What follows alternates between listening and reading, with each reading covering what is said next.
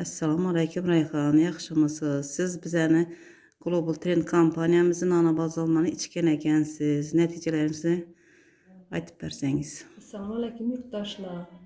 Ben Sadullayeva Rayhan.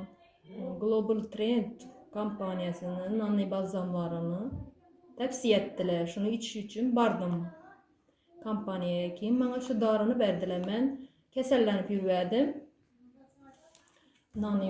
Ben şunu kesellenip yürüyedim. Bardım uzuya düşsem.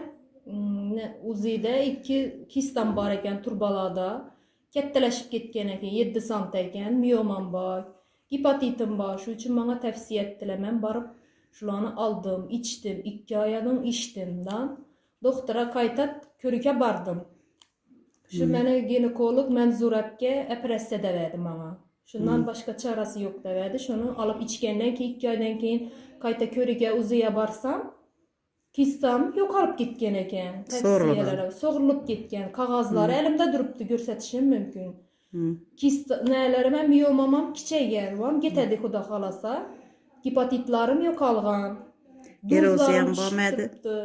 Eroziyanım yok. Hemen nerseni karadım. Teşkirtirdim ginekolog menzuratkiye. Hiç nerse yok eken hazırlıkçı. Kaysı mahsulatlarını içtiniz? Yine şu Perfecte Vitali. Ava, işini içtim ben yine.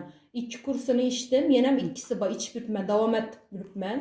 Şu hemen nersem yaxşı. Xudağa şükür duzlarım yok, içip durdu.